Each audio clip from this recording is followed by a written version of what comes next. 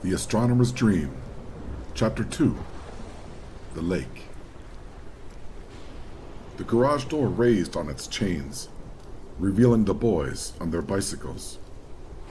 Silhouettes in the garage light, they braced as sheets of rain swept up the driveway like ghostly sidewinders. "Ready?" shouted Dean over his shoulder.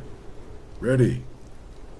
Adam stood on his high pedal and pressed down, launching himself into the night storm. The cold rain blanched him. A wind blast nearly knocked his front tire off the driveway and into the mud. He rode the edge, resisting its gravity, while the world around him was chaos. Screaming wind, crashing thunder, deafening rain. He leaned and guided the front tire back to wider asphalt. He pedaled hard, sawing his handlebars, and he followed Dean down the driveway and right up Rosemont Hill. Lactate acid boiled in his legs. Behind him, in the woods on the hill, he heard the dog barking on the wind. And under the furious rain and thunder, somewhere behind the barn, it sounded like a freight train in the darkness above the woods. Adam heaved, his lungs burning. He pumped the pedals to go faster, but the hill's gravity clung to him like wet concrete. His agony slowed time, and the uphill zoomed away from him, like a hallway in a bad dream. He heard a branch crack in the woods, near the embankment, overlooking the road. The dog, a black lab, blue tick mix, closed ground on him with long, powerful strides. A bundle of muscle, he bounded over a fallen tree like a pursuing cheetah and flew down the brush on the embankment. Adam looked back. Lightning strobed the sky, and in a flash, a tornado on the world's edge, unworldly and wide, a black wedge in the furious sky. "Go!" Adam shouted forward.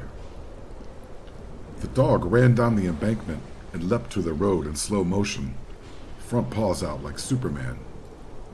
He curled his hind legs in midair and used them like leaf springs when he landed, catapulting himself onto the smooth asphalt in stride. He pressed his head down and snapped into a full sprint, closing fast. Adam felt his heart about to burst, but he was near the apex of Rosemont Hill, and Dean kept yelling at him as he vanished over the horizon.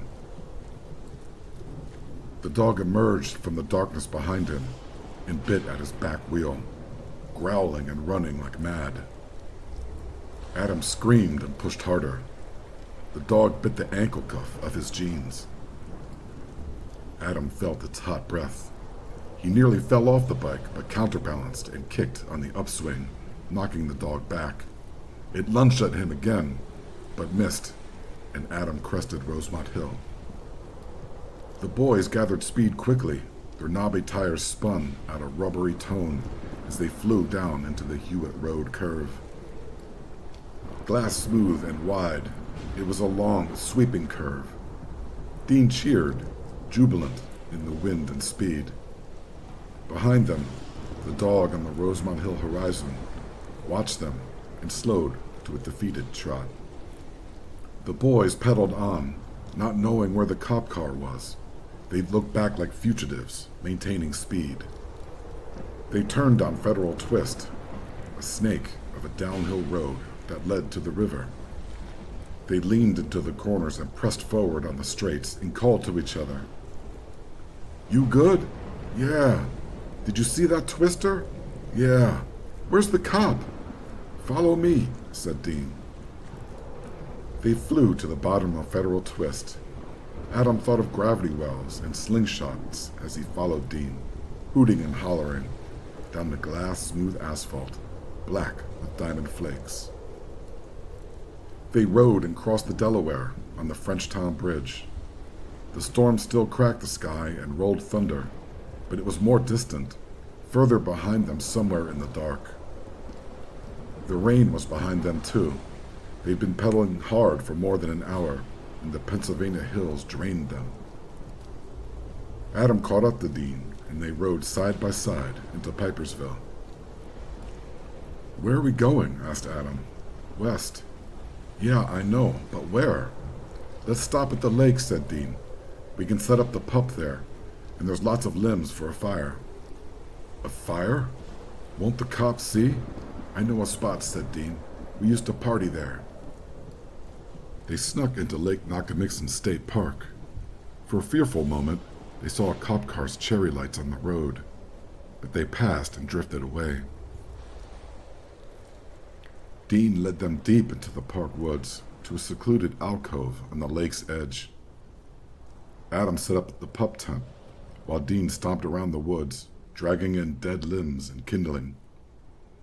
Soon they had a crackling fire, and they sat on logs that previous revelers had drug in, and the flames' warmth soothed them.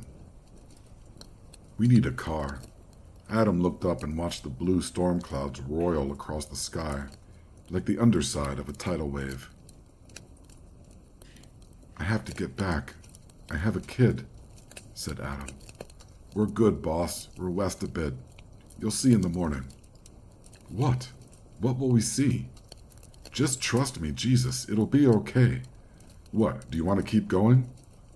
Adam's legs felt like iron. "No."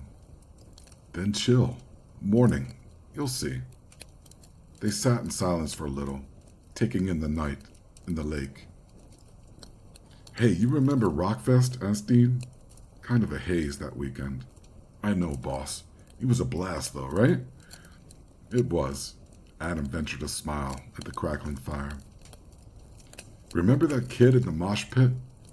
We kept crowd surfing him toward the stage, and that huge bouncer dude kept throwing him back at us." Adam laughed. "That poor kid. He didn't stand a chance.